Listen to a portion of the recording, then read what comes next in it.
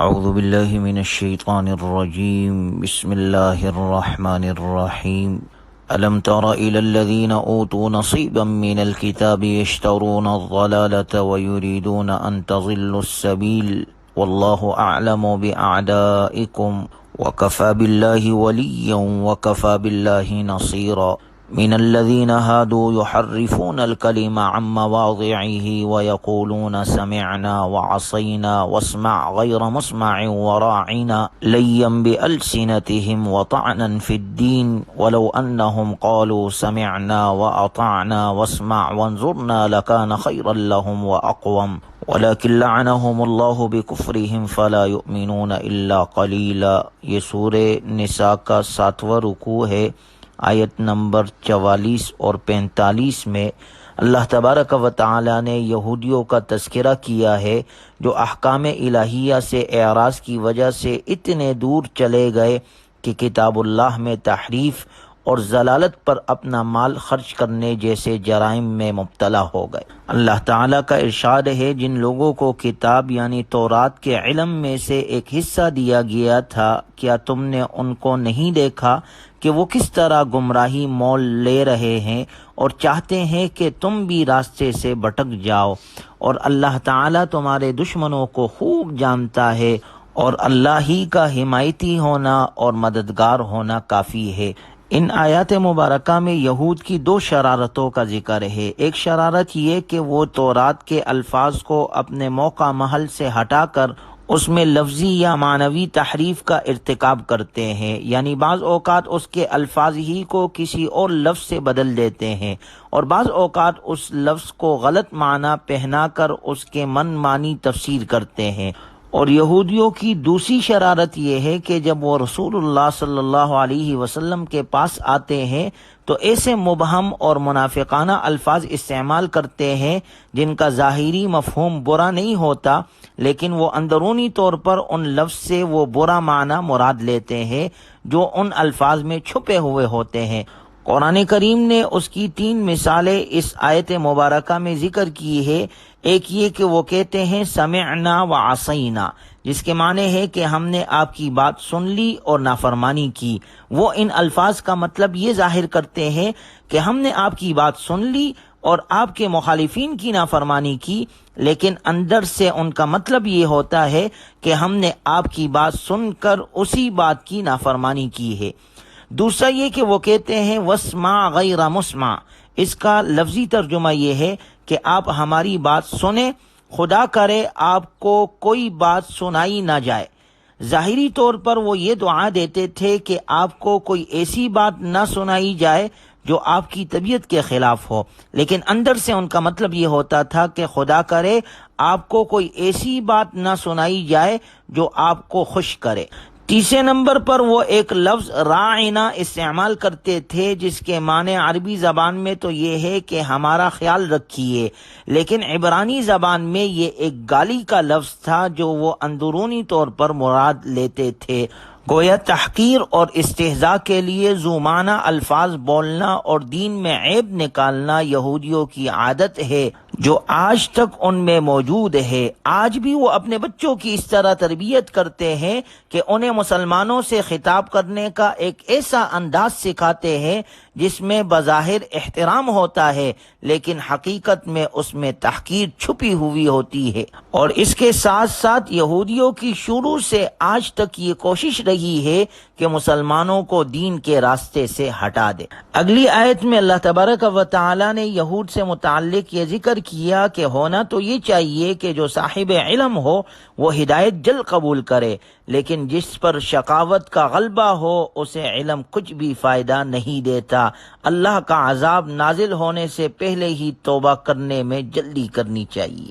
ان اللہ لا یغفر ان یشرک بہ ویغفر ما دون ذلک لمن یشاء ومن یشرک باللہ فقد افترى اثما عظیما۔ بے شک اللہ تعالیٰ اس بات کو معاف نہیں کرتا کہ اس کے ساتھ کسی کو شریک ٹھہرایا جائے، اور اس سے کمتر ہر بات کو جس کے لیے چاہتا ہے معاف کر دیتا ہے، اور جو شخص اللہ کے ساتھ کسی کو شریک ٹھہراتا ہے وہ ایسا بہتان باندھتا ہے جو بڑا زبردست گناہ ہے۔ حضرت علی رضی اللہ تعالی عنہ نے پورے قرآن کریم میں سے اس آیت مبارکہ کو محبوب ترین آیت بتایا ہے، اس لیے کہ اس آیت کریمہ میں اللہ تبارک و تعالی نے شرک کے علاوہ ہر گناہ کی مغفرت کی گنجائش رکھی ہے۔ جس کسی کے حق میں اللہ تعالی کی مشیت ہوگی اسے معاف کر دیا جائے گا، خواہ اس نے توبہ کی ہو یا نہ کی ہو، لیکن شرک کی معافی اس کے بغیر ممکن نہیں کہ مشرک اپنے شرک سے سچی توبہ کر کے موت سے پہلے اسلام قبول کر کے توحید پر ایمان لے آئے۔ 8ویں رکوع میں پھر اللہ تبارک و تعالی نے اہل کتاب کے چند اعمال کا ذکر کیا ہے۔ الم تر الی الذین اوتوا نصیبا من الکتاب یؤمنون بالجبت والطاغوت وَيَقُولُونَ لِلَّذِينَ كَفَرُوا هَؤُلَاءِ أَهْدَىٰ مِنَ الَّذِينَ آمَنُوا سَبِيلًا أُولَٰئِكَ الَّذِينَ لَعَنَهُمُ اللَّهُ وَمَن يَلْعَنِ اللَّهُ فَلَن تَجِدَ لَهُ نَصِيرًا۔ اللہ تعالیٰ کا ارشاد مبارک ہے، جن لوگوں کو کتاب یعنی تورات کے علم میں سے ایک حصہ دیا گیا تھا، کیا تم نے ان کو نہیں دیکھا کہ وہ کس طرح بتوں اور شیطان کی تصدیق کر رہے ہیں، اور کافروں یعنی بت پرستوں کے بارے میں کہتے ہیں کہ یہ مؤمنوں سے زیادہ سیدھے راستے پر ہے۔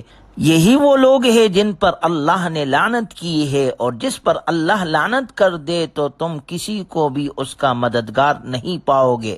ان آیات مبارکہ میں مدینہ منورہ میں آباد بعض یہودیوں کا تذکرہ ہے۔ آپ صلی اللہ علیہ وسلم نے ان سب کے ساتھ یہ معاہدہ کیا ہوا تھا کہ وہ اور مسلمان آپس میں امن کے ساتھ رہیں گے اور ایک دوسرے کے خلاف کسی بیرونی دشمن کی مدد بھی نہیں کریں گے، لیکن یہود نے اس معاہدے کی بار بار خلاف ورزی کی اور مسلمانوں کے دشمن کفار مکہ کی حمایت اور پس پردہ مدد کا سلسلہ جاری رکھا۔ ان کا ایک بڑا سردار یہود کا کعب بن اشرف تھا۔ غزوہ احد کے بعد یہ اور ایک اور یہودی سردار حوی بن اخطب کے ساتھ یہ دونوں مل کر مکہ مکرمہ کے کافروں کے پاس گئے اور انہیں مسلمانوں کے خلاف تعاون کی پیشکش کی۔ کفار مکہ کے سردار ابو سفیان جو اس وقت تک مسلمان نہیں ہوئے تھے، انہوں نے کہا اگر تم واقعی اپنی پیشکش میں سچے ہو تو ہمارے 2 بتوں کے سامنے سجدہ کرو۔ چنانچہ کعب بن اشرف نے ابو سفیان کا یہ مطالبہ بھی مان لیا۔ پھر ابو سفیان نے کعب سے پوچھا کہ ہمارا مذہب اچھا ہے یا مسلمانوں کا؟ تو اس نے یہاں تک کہہ دیا کہ تمہارا مذہب مسلمانوں کے مذہب سے زیادہ بہتر ہے، حالانکہ وہ جانتا تھا کہ مکہ مکرمہ کے یہ لوگ بت پرست ہیں اور کسی آسمانی کتاب پر ایمان نہیں رکھتے، لہٰذا ان کے مذہب کو بہتر قرار دینے کا مطلب بت پرستی کی تصدیق کرنا تھا۔ ان آیات مبارکہ میں اس واقعے کی طرف اشارہ ہے، اولئک الذین لعنہم اللہ ومن یلعن اللہ فلن تجد لہ نصیرا۔ یہی وہ لوگ ہیں جن پر اللہ نے لعنت کی ہے، اور جن پر اللہ لعنت کر دے تو تم کسی کو بھی اس کا مددگار نہیں پاؤ گے۔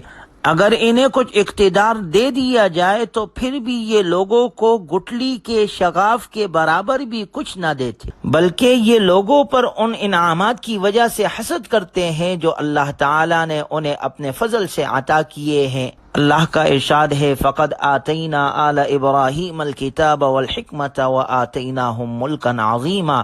سو ہم نے آل ابراہیم علیہ السلام کو کتاب اور حکمت عطا کی، اور ہم نے انہیں عظیم الشان اقتدار بھی دیا ہے۔ ان میں سے بعض اس پر ایمان لے آئے اور بعض محروم ہی رہے، اور جہنم ایک بھڑکتی آگ کی شکل میں ان کافروں کی خبر لینے کے لیے کافی ہے۔ چنانچہ مومن اور کافر کا ذکر کرنے کے بعد اللہ نے دونوں گروہوں کا انجام ذکر کیا۔ ان الذین کفروا بآیاتنا سوف نصلیہم نارا، بے شک جن لوگوں نے ہماری آیتوں سے انکار کیا ہم انہیں آگ میں داخل کریں گے، اور والذین آمنوا وعملوا الصالحات سندخلہم جنات تجری من تحتها الانہار، جو لوگ ایمان لائے انہوں نے نیک عمل کیے ہم انہیں ایسے باغات میں داخل کریں گے جس کے ساتھ نہریں بہہ رہی ہوگی۔ ہوگی وہ ہمیشہ اس میں رہیں گے۔ اللہ تعالی ہمیں جہنم سے محفوظ فرمائے اور جنت الفردوس نصیب فرمائے۔ اگلی آیت میں اللہ کا ارشاد ہے ان اللہ یأمرکم ان تؤدوا الامانات الی اہلھا واذا حکمتم بین الناس ان تحکموا بالعدل۔ اللہ تعالیٰ تمہیں حکم دیتا ہے کہ امانتیں ان کے اہل کو ادا کرو اور جب لوگوں کے درمیان فیصلہ کرو تو انصاف کے ساتھ فیصلہ کرو، یقیناً اللہ تمہیں انتہائی عمدہ بات کی نصیحت کرتا ہے، اللہ خوب سننے والا خوب دیکھنے والا ہے۔ یا ایھا الذین آمنوا اطیعوا اللہ واطیعوا الرسول واولی الامر منکم فان تنازعتم فی شیء فردوہ الی اللہ والرسول۔ اے ایمان والو اطاعت کرو اللہ کی اور رسول کی اور اپنے میں سے ارباب اختیار کی، پھر اگر کسی بات میں تمہارا اختلاف ہو جائے تو اسے اللہ اور رسول اللہ کی طرف لے جاؤ اگر تم اللہ پر اور روز قیامت پر ایمان رکھتے ہو، یہ طریقہ بہتر بھی ہے اور انجام کے اعتبار سے اچھا بھی۔ اہل علم فرماتے ہیں کہ سورہ نساء کی آیت نمبر 59 اور 60 یہ دو آیتیں حکومت اسلامی کی پوری بنیاد کا کام دے سکتی ہے۔ تمام حقوق اور شعبوں میں امانت کی رعایت اور حفاظت ضروری ہے۔ اسلام میں امانت کی بے حد اہمیت ہے۔ آپ علیہ الصلوۃ والسلام نے فرمایا جس میں امانت نہ ہو اس میں ایمان کامل نہیں، اور جس میں عہد کی پاسداری نہ ہو اس میں دین کامل نہیں۔ اللہ ہم میں یہ دونوں صفتیں پیدا فرمائے۔ وآخر دعوانا الحمد للہ رب العالمین۔